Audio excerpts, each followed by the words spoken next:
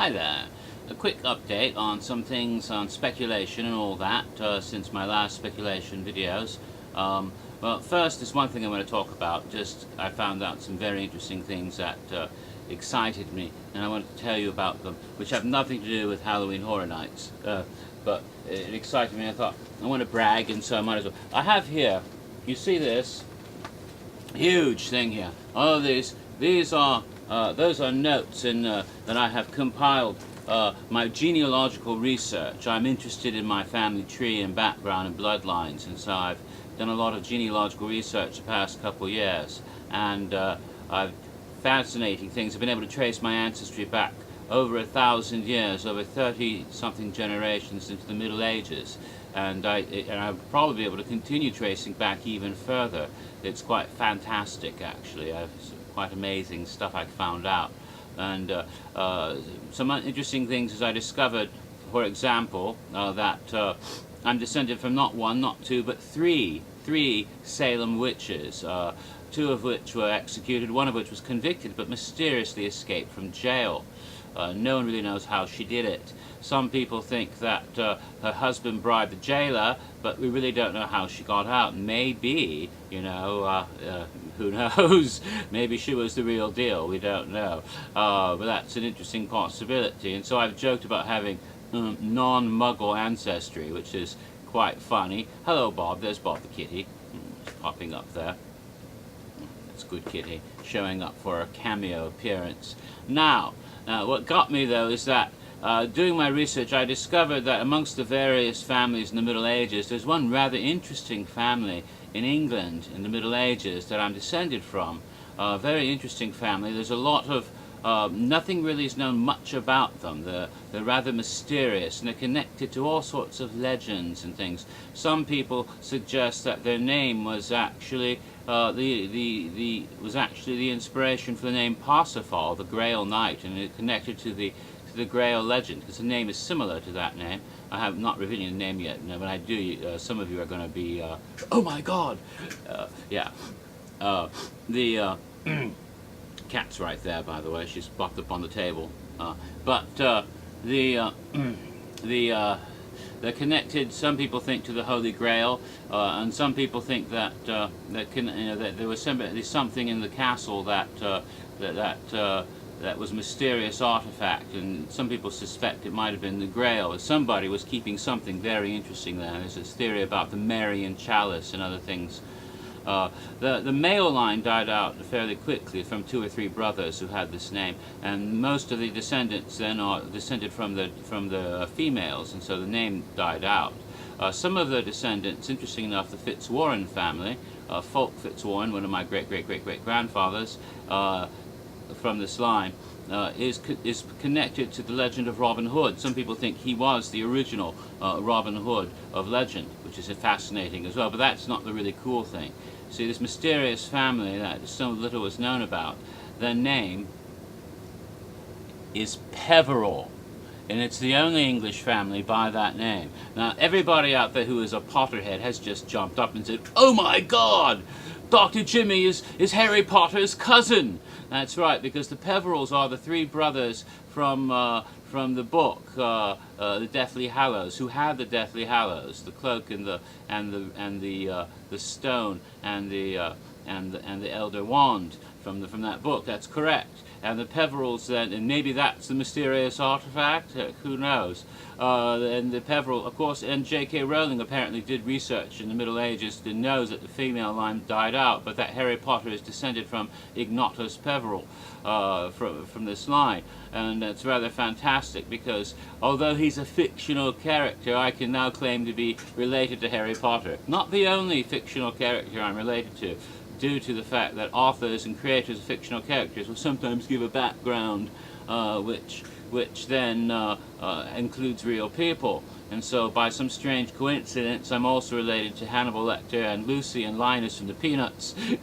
It's rather funny, but in addition to all the real people I'm actually related to. But I just thought that was so effing cool that I'm descended from the Peverells. So I just wanted to bring that up, just to jazz any Potterheads who might watch my videos. I know there's a couple of Potterheads, especially Cody Williams, aka Reaper, who's a big Potter nut, and he'll probably get jazzed by the fact that Dr. Jimmy is Harry Potter's cousin. Well, the robes I sometimes wear, my wizard-like hairstyle, maybe, who knows what magic I might be up to. Expecto Patronus or something. Probably a cat in my case. Anyway, enough of that. Let's get back to Halloween Horror Nights. Now, the interesting things that have popped up recently are my previous speculations. First of all, I had speculated a bit about the Disaster Q house, and I had thought that it had something to do with either Alice in Wonderland or Willy Wonka. Neither. No, it's not going to be either of those, quite likely.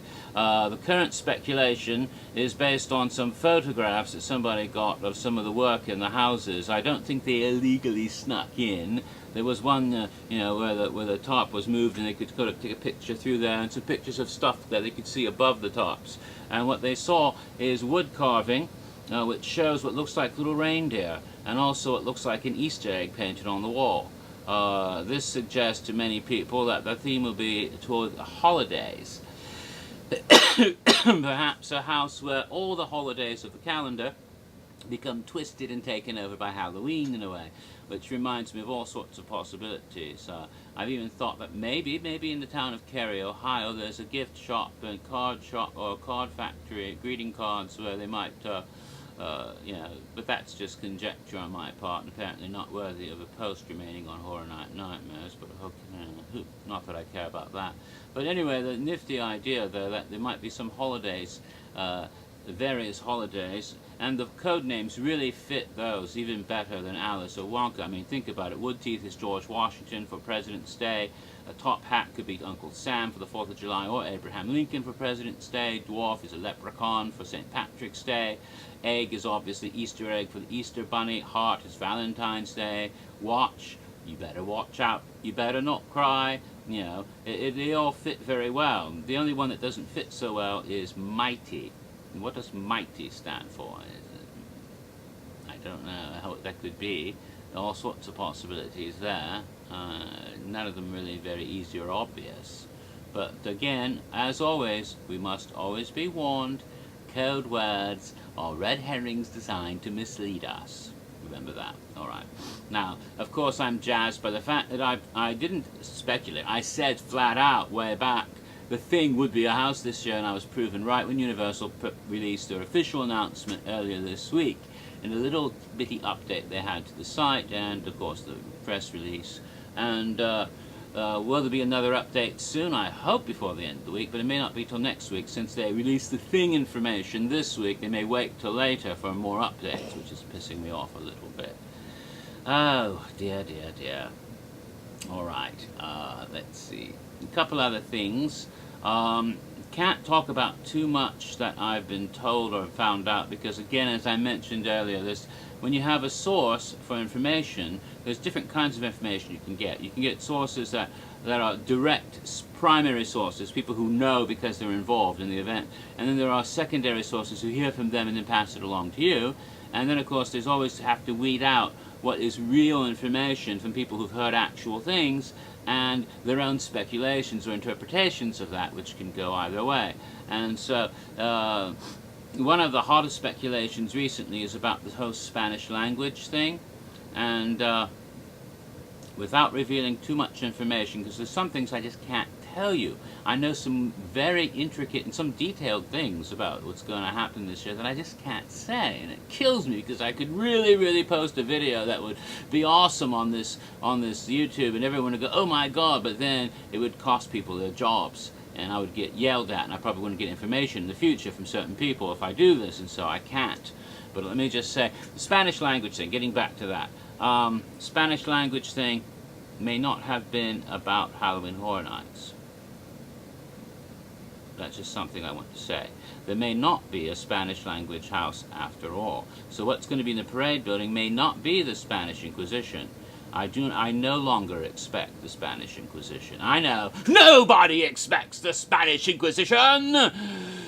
So maybe there will be comfy chairs, I don't know, but it's a possibility, but I no longer think that's likely. What would be in the parade building then? I have no freaking idea. Another thing, about chance and fate, I no longer expect them to be involved in the event as icons. Perhaps they may make a cameo appearance or appear as secondary characters. Perhaps not. They may not be there at all. I'm now going back to my original theory, which came from the press release. In the original press release that came out when the site first appeared, the new site, we saw a press release talking where the word luck was capitalized with a capital L. Now that's rather interesting. Why a capital L and not just a lowercase l?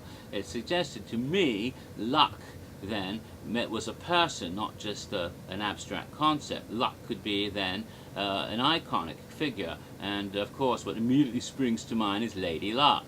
And I really think that might be the icon this year, and I can't say any more than that. I could, but I can't. Right. At any rate, I suggested, however, based on the Queen of Spades that we saw on the website, that luck is probably going to be, if it is luck, if we do see Lady Luck, and this is just pure conjecture on my part, pure conjecture, if we do see Lady Luck this year, my guess is that she might be a lovely, attractive, seductive temptress, probably with flame red hair, just like the Queen of Spades in the picture, which caused some people to think it was going to be Chance. You know, Chance was originally dark-haired in 2007. She didn't have red hair.